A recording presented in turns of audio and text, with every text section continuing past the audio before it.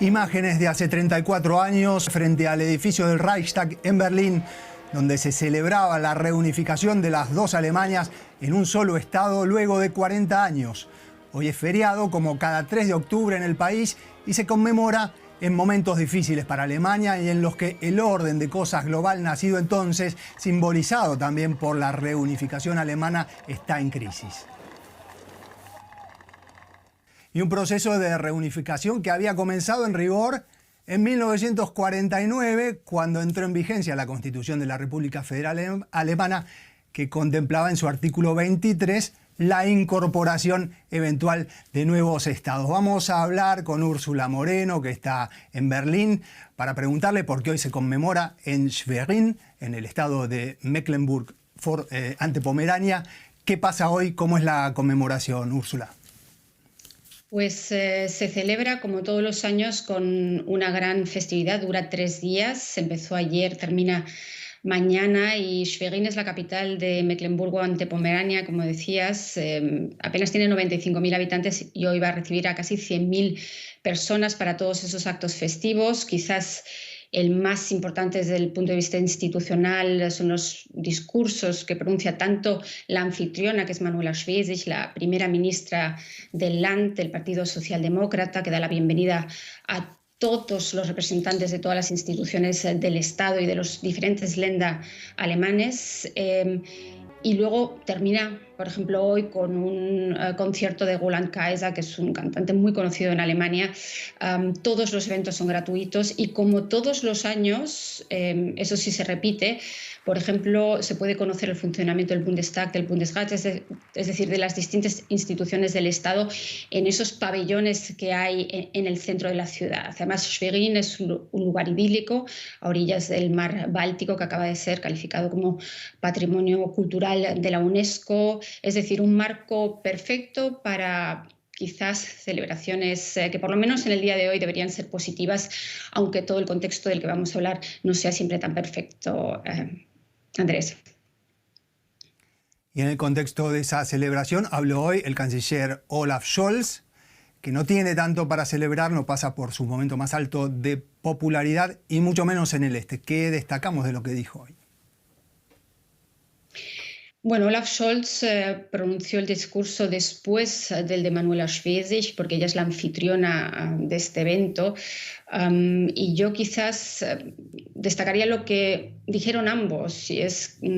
destacaron todo lo conseguido a lo largo de estos últimos 35 años de la historia de Alemania, es decir, cómo se ha ido forjando un país y se han ido limando las diferencias entre este y oeste, pero también incidió en toda esa lectura y esa narrativa negativa que se hace también de la reunificación, y dijo que, destacando eso sí, que los problemas no son endémicos del este. Dijo, no solamente el este vive el azote de los populismos, y puso como ejemplo esas elecciones regionales que acabamos de vivir en Sajonia, en Turingia, en Brandeburgo, donde sabemos que Alternativa para Alemania ha logrado pues más del 30% de los votos, o en torno al 30% de los votos. Dijo, eso son cosas que ocurren también en el oeste, porque en Baviera, en Baden-Württemberg o, por ejemplo, en Hesse, apuntan también a un caudal de votos de 2 dígitos, y dijo, esto daña la imagen de Alemania cuando partidos de ultraderecha avanzan de esa manera en las elecciones, para la imagen de Alemania en el exterior. Insistió en que Alemania está firme en sus cimientos democráticos y que, más allá de los extremos, que evidentemente es una parte importante ahora mismo del espectro electoral, está el centro que trabaja y colabora y es más fuerte que los extremos. Dijo, no hay que infravalorar todo lo que se logró durante estos últimos 35 años en ese proceso de unificación entre las dos Alemanias. Destacaría eso, es decir, la parte positiva, la parte negativa, lo logrado y lo que queda por lograr. Aunque, como bien dijo, al final quizás la meta no sea que el este y el oeste sean pues una imagen similar o equiparable. Al fin y al cabo, Alemania, dijo, es un país diverso, distinto, y quizás también haya que aceptarlo en su diversidad. ¿Qué es más o menos la estructura de los discursos que escuchamos cada año, esta vez por Scholz, pero también los otros mandatarios alemanes?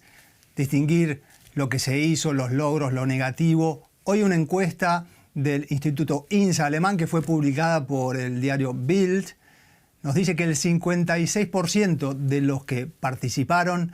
en esa encuesta consideran que Alemania está débilmente o muy débilmente reunificada y que apenas la mitad percibe esta fecha, el 3 de octubre, que nosotros conmemoramos, apenas la mitad la percibe como un motivo de alegría. ¿Qué pasa?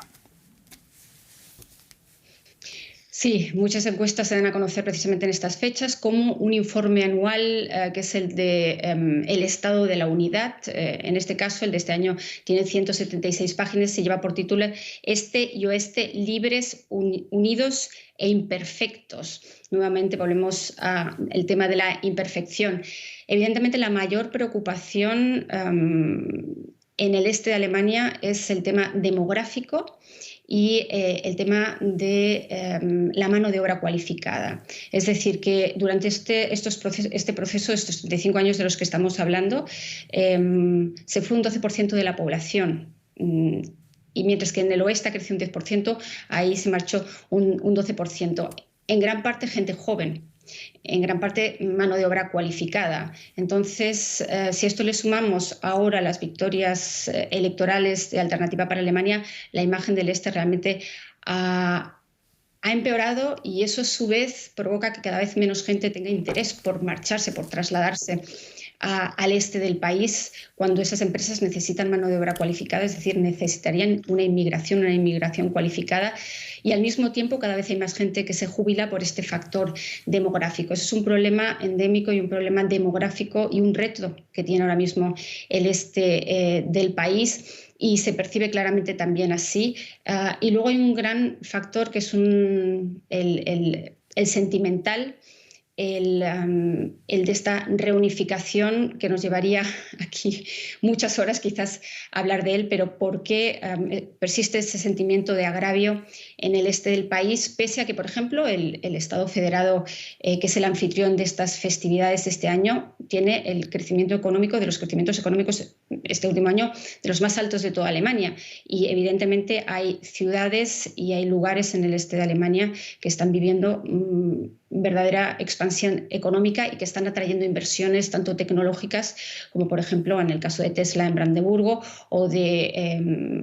Sajonia y las tecnológicas. Hay grandes inversiones de fuera de las que se puede hacer una lectura muy positiva, y muchas veces la narrativa pues se contradice precisamente con esos datos positivos, tanto económicamente, sin dejar de lado esos retos que tienen y esos problemas endémicos que tiene el este del país. Andrés. Sí, bueno, y el resumen que vos nos hacías de factores económicos, pero también factores sociales, de la propia percepción de la gente en el este, la población en el este, que no siempre tiene que ver exactamente con cómo le está yendo económicamente, pero es un tema que nos lleva a algo de lo que ya hablamos aquí tantas veces, y es el mapa de resultados electorales que muestra un clivaje este-oeste muy claro. Sí, sin duda alguna, pero si nos centramos en esas diferencias, tanto en el salario medio como en la productividad, como en el patrimonio, se explican también esos resultados electorales. Es decir, que en un momento de incertidumbre histórica, con dos guerras, una en Europa, otra en Oriente Medio, pero sobre todo la de Ucrania realmente preocupa enormemente a los alemanes, y más a los alemanes del este, que han tenido un vínculo histórico mucho más fuerte con Rusia. Esos miedos han sabido capitalizarse muy bien por ese partido que está marcando ese mapa electoral y lo está convirtiendo en el este de Alemania es de color azul, del color del partido ultraderechista Alternativa para Alemania, aunque las últimas elecciones en Brandeburgo, ahí el Partido Socialdemócrata logró recuperar terreno casi de manera milagrosa al final y se colocó como primera fuerza más votada, y en Sajonia también quedó como segunda fuerza Alternativa para Alemania, pero en Turingia indiscutiblemente además tiene esa mayoría de bloqueo y está haciendo las cosas muy difíciles en la formación de gobierno gobierno ahora mismo en ese land, ¿no? Es este partido. Pero las diferencias están ahí y han llevado a muchos germano-orientales a sentirse pues, como los perdedores de esa reunificación. Ese discurso que ha calado, y aunque no se ajuste a los hechos, es un discurso que ha sabido capitalizar este partido populista, pero también el de reciente formación, el de la alianza Sarah-Wagenknecht, que también intenta enfrentar nosotros contra ellos. Nosotros somos los que entendemos realmente a los germano-orientales, pero la élite no los entiende, como si el partido y sus representantes no formaran también parte de la élite. Es decir, en tiempos de crisis se reacciona de forma más sensible en el este, porque faltan ahorros, porque falta patrimonio, porque los salarios todavía no se han ajustado. Hoy leía un informe de la Confederación General de Sindicatos en Alemania que decía que la diferencia salarial todavía es 2 euros por hora más bajo para los hombres en el este y 6 euros por hora más bajos para las mujeres en el este de Alemania con respecto al oeste. Y hay muchos más ejemplos, porque solo un 4% de los germano-orientales, por ejemplo, están en puestos de decisión económica. Apenas un 2% forman parte de esa élite económica, empresarial, política, están representados en el cuerpo militar. Solamente ese pequeñísimo porcentaje procede del este de Alemania. Los gigantes de la industria, por ejemplo, están también en el oeste del país. Apenas hay empresas representadas en el DAX, en la bolsa alemana, que estén, cuya sede esté en el este de Alemania. Es decir, todo eso conlleva a ese sentimiento de agravio y a su vez la lectura de la reunificación que en gran parte han hecho también intelectuales del oeste, aunque he de decir que precisamente en este año y en estas festividades estamos escuchando la voz de muchos germano-orientales, sociólogos, historiadores, que hablan de esa unificación y de esa unidad imperfecta, explican también por qué el hecho de exotizar un poco al alemán del este, al llamado Ossi, por parte del oeste, muchos hermanos occidentales que no han puesto jamás un pie en el este, pero parecen saberlo todo, de esos 5 estados federados que se sumaron a la República Federal Alemana en el 89, todo eso sí que está calando. Y también hay expertos que dicen que Alemania vive una crisis de identidad y que muchas veces se tarda sencillamente el mismo número de décadas en realmente llegar a un equilibrio después de un proceso histórico tan tremendo como fue la reunificación, como fue el fin de la dictadura comunista y la posterior reunificación, tanto tiempo en llegar a un equilibrio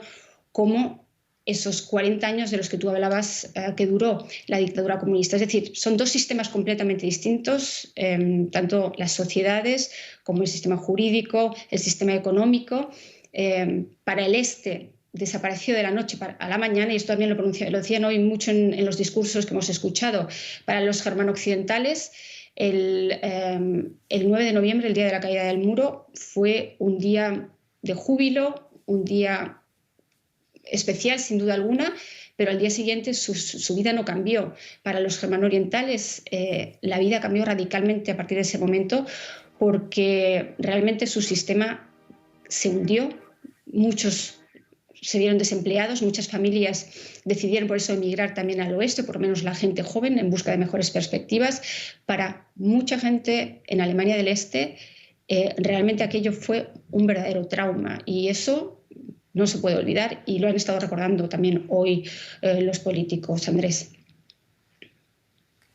Y hablabas vos del descontento de entonces, pero de ahora también mencionaste a Alternativa por Alemania y también mencionaste a Sarah Wagenknecht, justamente, porque si bien estábamos hablando de una conmemoración de la alegría de lo que ocurrió, o por la alegría de lo que ocurrió hace 34 años, hoy hay una manifestación convocada por Sarah Wagenknecht, la líder de este nuevo partido tan exitoso en el este, que no se trata precisamente de una conmemoración. ¿De qué se trata, Úrsula?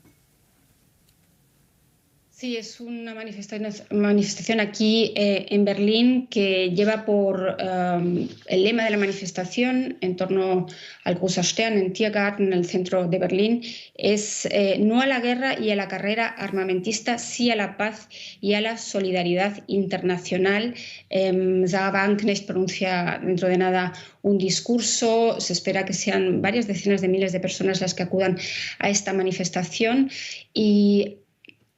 evidentemente, como comentaba antes, existe el miedo, una preocupación creciente después de 2 años de guerra en Ucrania, de que esa guerra viva una escalada, de que la entrega de armas por parte del gobierno alemán, que es el que más armas suministra a Ucrania después de Estados Unidos, acabe traduciéndose en que Alemania entre en esta guerra o la OTAN Alemania, es decir, realmente el miedo en Alemania es mucho mayor que en cualquier otra parte de Europa, no solamente por la cercanía, sino por esos vínculos históricos y por el compromiso político-militar que está mostrando este país. Y este partido, al igual que Alternativa para Alemania, este partido de reciente fundación en torno a la figura de Sarah Wagenknecht, que el único partido en Alemania que lleva el nombre de una persona, porque el partido lo es ella. Apenas tiene todavía estructura, apenas tiene suficientes militantes, porque cada militante que quiere entrar realmente lo evalúan con lupa y, sin embargo, está consiguiendo, sobre todo en estas citas electorales, porque el partido se fundó en enero, estamos ahora mismo en octubre y en estos 3 estados federados que han votado, que han tenido elecciones regionales en los pasados 2 meses, pues han obtenido más de 2 dígitos. Es algo inaudito para un partido de reciente creación y es un partido que en algunos puntos propone o tiene propuestas similares a Alternativa para Alemania, por ejemplo, en sentarse cuanto antes a negociar una mesa diplomática con Rusia, llegar a una paz negociada incluso a costa de la pérdida de soberanía por parte de Ucrania, de los territorios conquistados ya por Rusia. Hay una mayor cercanía con Putin, sin duda alguna, y todo esto se capitaliza con este tipo de lemas, no a la guerra. No olvidemos que en este país hay una tradición pacifista muy fuerte, no olvidemos los movimientos de los 70 y 80, antinuclear, pro-pacifista, que en los últimos años la política llamada realista y pragmática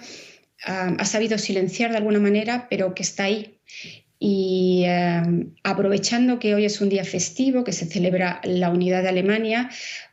este partido pues, ha convocado a esta manifestación